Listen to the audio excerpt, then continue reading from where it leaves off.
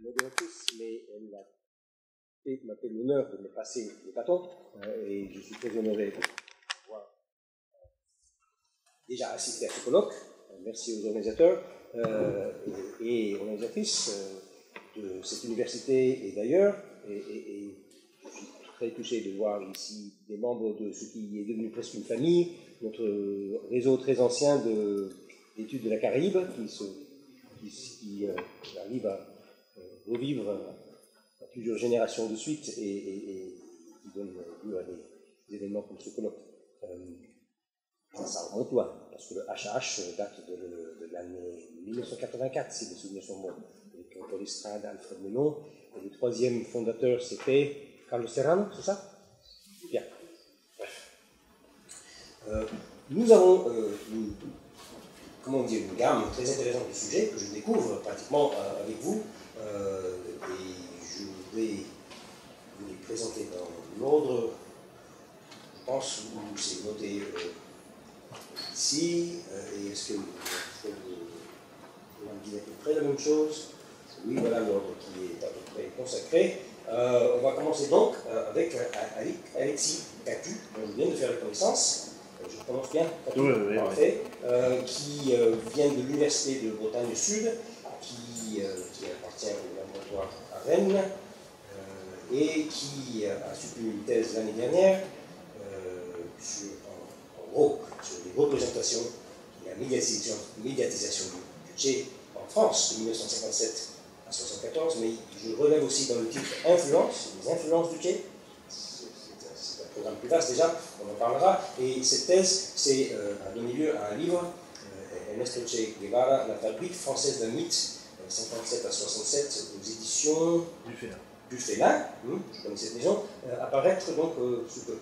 C'est le 26 octobre. Très bien. Voilà, alors le titre que j'ai sous les yeux et qui est tout à fait le même dans le programme, c'est Maspero, la fidélité de Che, Maspero François, vous avez deviné, libraire, éditeur, écrivain, et donc ça va être une analyse de l'analyse du Che par Maspero. Oui. Bon, alors je vais commencer par remercier les organisateurs. Ah oui, il faut qu'on vérifie que tu aies encore deux micros. Pour le moment, celui-ci et celui-là. Ça marche. Je pense les deux aussi Les deux. Ah, d'accord. Ok. Alors, déjà, je remercie les organisateurs de m'avoir invité. Et je vais commencer donc cette présentation par une citation de François Maspero, de mars 1984, pour l'entretien qu'il avait accordé à Patrice Bara pour la revue Nouvelle Littéraire, donc à qui il déclarait « Le Che n'avait pas d'illusion, le fait qu'il ait échoué ne veut pas dire qu'il avait tort, au contraire ». Donc 17 ans après la mort du révolutionnaire et 2 ans après avoir cédé pour un franc symbolique le fonds de sa maison d'édition portant son nom à la découverte, le libraire-éditeur qui était bien connu des milieux anti-impérialistes confirmait là son attachement à la démarche et à l'héritage guévariste. Et depuis les années 50, c'était d'ailleurs bien l'idée de révolution qui avait guidé la ligne éditoriale de sa maison d'édition. Donc la maison d'édition, elle a été fondée en 1959 et elle s'est vite fait remarquer par ses publications militantes, notamment en faveur de l'Algérie indépendante, mais aussi pour tous les mouvements de lutte et de contestation dans le monde entier. Ça va justement des Martiniquais, des Guadeloupéens, aux Kurdes, aux mouvements féministes aussi par la suite, ou pour une nouvelle école. Le directeur, justement, c'était un anticolonialiste convaincu, ce qui va le pousser à rompre avec le PCF en 1956, puis à racheter le fonds de la librairie L'Escalier en 1957.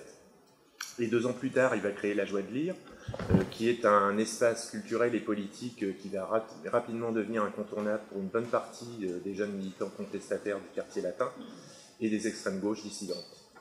Donc dans cette librairie, ils pouvaient trouver tous les ouvrages interdits et les publications évidemment de la maison d'édition aux multiples collections. Alors la première, elle a été nommée Cahiers Libres en hommage à Charles Péguy, le fondateur de la revue Les Cahiers de la Quinzaine, à qui François Maspero emprunta d'ailleurs ces mots. Donc je cite, « Ces cahiers auront contre eux tous les menteurs et tous les salauds, c'est-à-dire l'immense majorité de tous les partis. » On peut rajouter qu'ils étaient nombreux. Donc cette prise de position, elle illustrait la démarche du libraire-éditeur qui, en plus d'exposer des expériences révolutionnaires et socialistes, voulait remplir un devoir de mémoire militant. Et jusqu'à 1962, la collection fut largement consacrée à l'Algérie, compilant aussi bien des textes des indépendantistes que des témoignages sur la répression. Je crois que c'est mieux avec celui-là. Qui l'approche un peu plus. Ah d'accord. Ah pardon. Que des témoignages sur la répression qui s'adaptaient justement sur ces mêmes indépendantistes.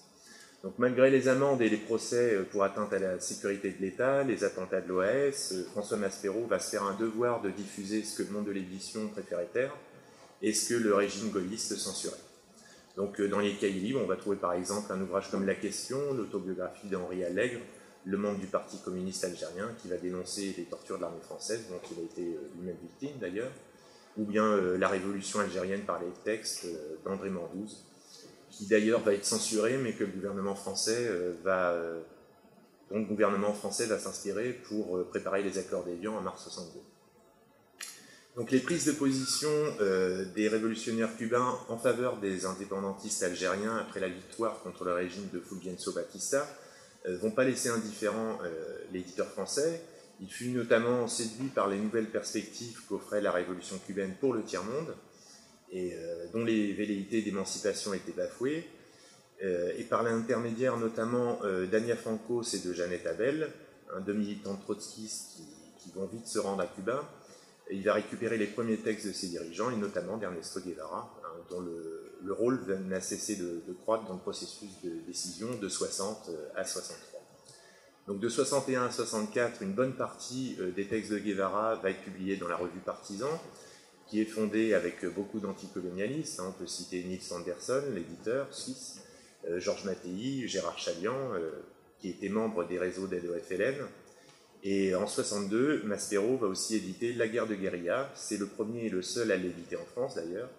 Et par cette publication, il veut exposer la stratégie militaire guévariste, que la presse explicite très peu.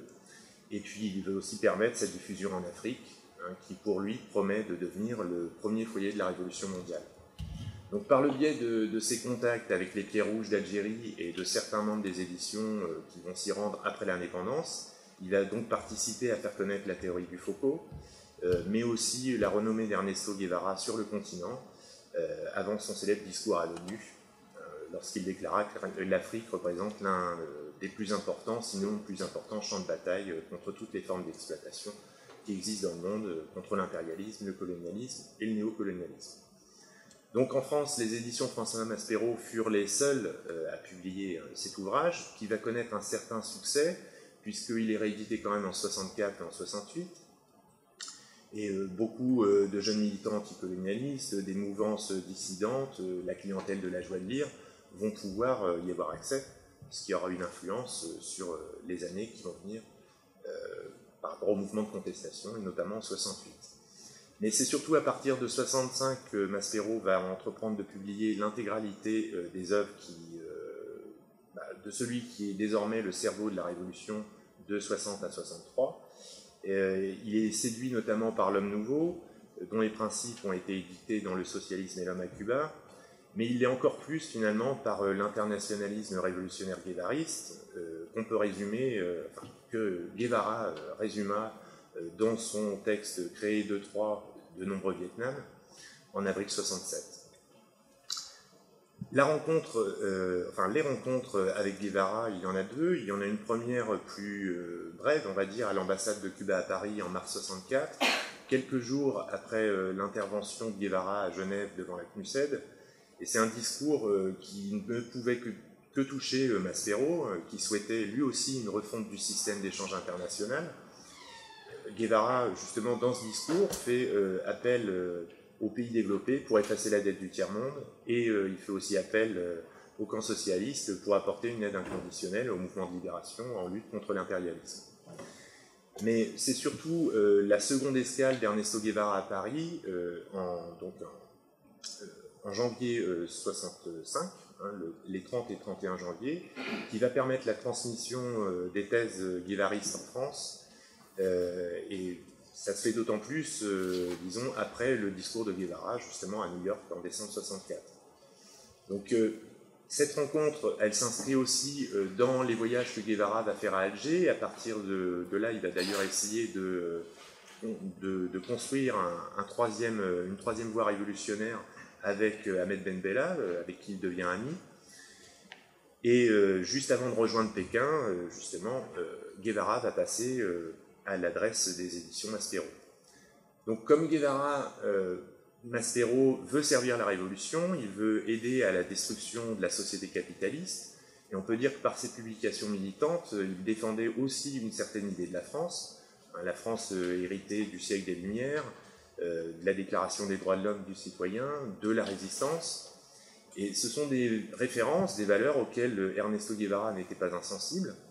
Lui qui avait justement été imprégné par la culture française par sa mère, qui a vu ses deux parents dénoncer le soutien des militaires argentins aux nazis, et puis qui s'est nourri aussi des grands philosophes du XVIIIe siècle. Donc s'il ne prit jamais les armes, Maspero estimait qu'elles pouvaient être utilisées pour lutter contre l'inacceptable. Et ça a d'ailleurs été le ton de son premier numéro, du premier numéro de Partisan, dont la couverture est d'ailleurs dédiée aux révolutionnaires cubains, et l'introduction confiée à Jean Brulaire, un ancien résistant et qui dirigeait les éditions de Minuit de 41 à 45. Et je cite justement Jean Brulaire: « Nous nous préparons à combattre, si l'éventualité nous y obligeait, les ennemis de la démocratie, de la justice, de l'égalité des individus et de celle des races humaines, qu'on appelle fascistes, racistes ou colonialistes, dans une guerre de surprise et d'avant-poste. » Bon, une citation qui aurait plu à Guevara. Donc c'est une prise de position qui était aussi destinée justement à ceux qui soutenaient les luttes d'indépendance, mais bien sûr à ceux aussi que la résistance avait touché au cœur. Et comme François Maspero, puisqu'il avait un héritage familial quand même lourdement chargé sur ce plan-là, avec une famille qui s'est largement engagée contre le nazisme et qui a payé un prix fort. Son frère en est mort, sa mère aussi, excusez-moi, et sa mère a été internée à Buchenwald, elle s'en est sortie, mais bon. Donc cet héritage familial, on le retrouve notamment dans un de ses ouvrages, son premier écrit littéraire, Le sourire du chat, qui est un très beau livre d'ailleurs, qu'il a publié 40 ans plus tard, après la mort de son frère, justement. Donc cette fidélité à ses idées, justement, elle est également une des principales caractéristiques d'Ernesto Guevara, qui lui va le payer de sa vie, en renonçant à ses responsabilités ministérielles à Cuba pour se battre aux côtés des guérillas, dans l'espoir que son combat ferait se lever des légions de combattants internationalistes, qu'il faciliterait aussi la coordination des mouvements de lutte armée, et puis bien sûr qu'il aboutirait à la chute de l'impérialisme états-unien, et même d'ailleurs à la chute de tous les impérialismes.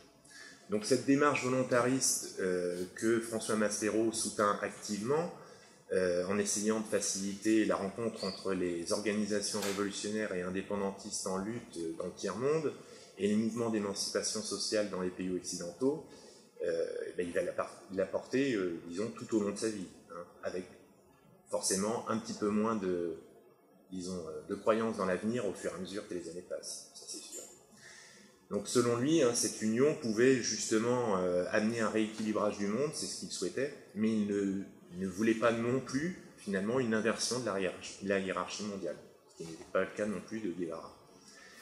Donc, dans cette démarche, Maspero va se rapprocher du régime castriste, contrairement d'ailleurs à bon nombre d'intellectuels de la nouvelle gauche qui vont lui préférer le modèle maoïste et qui vont se détourner de la révolution cubaine après la disparition inexpliquée d'Ernesto Guevara en mars 65. Et contrairement à beaucoup, justement, il est loin de penser que le révolutionnaire a été purgé ou éliminé par Fidel Castro. Il est plutôt convaincu que les deux dirigeants se sont répartis les tâches. Au premier, donc à Fidel Castro, de pérenniser le pouvoir à Cuba pour y bâtir une société socialiste. Au second, de propager la lutte armée dans le monde afin de rompre l'isolement de l'île et de provoquer la révolution mondiale. Et c'est d'ailleurs dans cette optique que Maspero va assister à la première conférence des 3 continents organisée à La Havane en janvier 1966, 3 mois d'ailleurs après l'enlèvement de Mehdi Ben Barka en France par la police française, entre autres. qui fera disparaître, avec l'aide de quelques mafias locaux, son corps qu'on ne retrouvera jamais. Entre-temps, disons, Ben Barka a quand même pu confier son dernier manuscrit à Maspero, ce qui laisse encore une trace pour remplir le devoir de mémoire. Donc à son retour en France après la conférence, Maspero va faire écho au projet de révolution, au projet de création d'une internationale révolutionnaire débordant les États. Il va publier justement l'ouvrage d'Albert-Paul Lantin sur la lutte tricontinentale, et il va aussi diffuser la revue tricontinentale dans sa version originale en espagnol et en français également. Alors elle est tout de suite censurée par le ministère de l'Intérieur, qui prend le prétexte qu'elle serait d'origine étrangère. Si ça avait été américaine, enfin, ou états-unisienne plutôt, ça n'aurait certainement pas posé de problème. Et du coup, Maspero va combler ça, disons, en publiant une version remaniée en français à partir de janvier 68. Et malgré les condamnations par la justice, la suspension de ses droits civiques, les saisies régulières de ses numéros, il va diffuser la revue cubaine jusqu'en 82. Donc l'engagement de Maspero en faveur de la révolution mondiale va aussi s'accompagner d'un intérêt croissant pour le débat que Cuba suscite sur les voies d'accès au socialisme en Amérique latine. Et sa rencontre avec Ernesto Guevara en janvier 65, elle est forcément décisive, et c'est le point de départ d'un soutien plus affirmé à la révolution latino-américaine, et du coup une opposition aussi plus marquée à l'impérialisme des États-Unis dans le monde.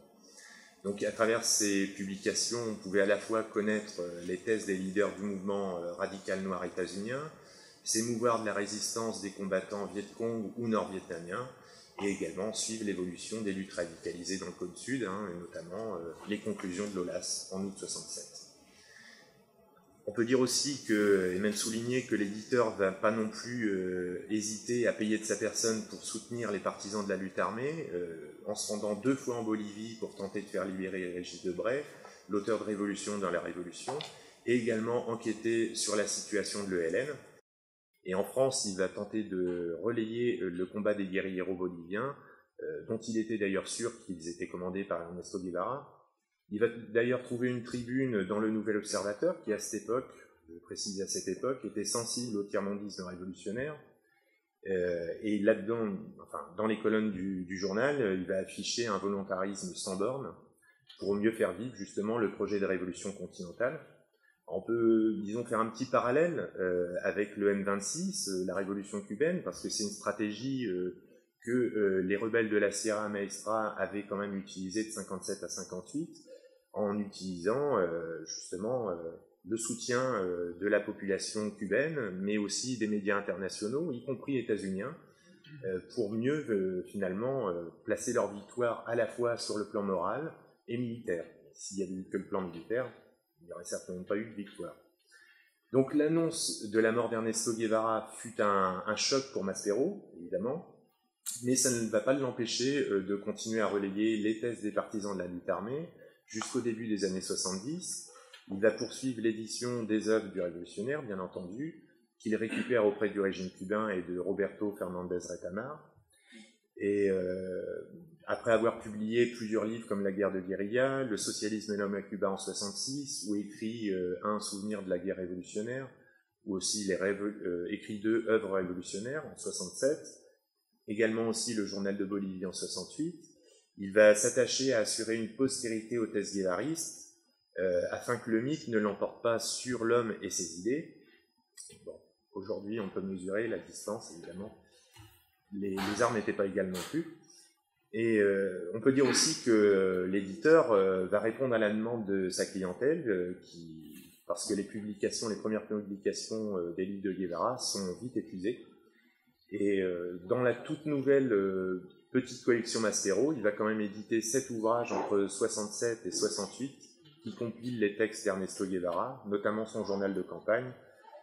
La première version est d'ailleurs amputée de 13 pages que Antonio Arguedas n'avait pu récupérer, puisque Alfredo Ovando les avait gardées jalousement pour lui. Donc en publiant les œuvres du révolutionnaire, le libraire-éditeur va poursuivre son engagement anti-impérialiste, tout en cherchant à favoriser la révolution en France. Pour lui, finalement, la diffusion des thèses guévaristes s'inscrit dans une démarche militante qui vise à défendre un socialisme libertaire, ouvert sur le monde, auprès de ceux qui se situent en marge des partis de gauche traditionnels, en particulier le PCF, qui ne le portait pas dans son cœur, et qui était sensible aux luttes de libération nationale. Et on peut dire que par cette publication, Maspero va participer activement quand même à diffuser un esprit de révolte dont mai 68 fut une des manifestations, même si Maspero ne prendra jamais la position d'avant-garde, tout comme la plupart des organisations de l'extrême gauche, y compris la SR. Ça marche, ça tiendra. Même s'il considérait que le guévarisme renouvelait la pensée communiste, on peut souligner aussi que Maspero ne s'est jamais défini comme guévariste. Hormis une brève adhésion à la LCR en 70, il ne va jamais se réclamer d'aucune tendance politique, ni d'aucun parti, et sa volonté première a toujours été finalement d'informer, de mettre à disposition des lecteurs des textes novateurs pour les pousser à réfléchir, se positionner, participer à leur niveau à la construction d'un monde nouveau. Et on peut souligner aussi que c'est une conception qu'on retrouve dans la théorie de l'homme nouveau, chère à Ernesto Guevara, qui avait lui aussi essayé de forger à Cuba un citoyen modèle, sans y arriver totalement. Donc en conclusion, on peut dire aussi que cette volonté, disons, de créer un homme nouveau et de changer le monde, on la retrouve aussi dans une des premières biographies de Guevara qui est publiée aux éditions Maspero, celle de Michael Lowy, intitulée La pensée de Che Guevara, qui sera d'ailleurs réédité en 1997, et un ouvrage dans lequel on trouve une valorisation de l'engagement internationaliste du révolutionnaire, qui est présenté comme une figure majeure de la gauche mondiale et une référence morale. Et cette éthique révolutionnaire que Maspero, on peut dire, adorait, va lui aussi la défendre dans les préfaces qu'il va consacrer notamment à la réédition du Journal de Bolivie en 1997 et dans celle de l'ouvrage critique sur l'évolution de la révolution cubaine depuis la mort de Guevara, écrit par Jeannette Abel en 1989, Rupture à Cuba, le castrisme en crise. Voilà.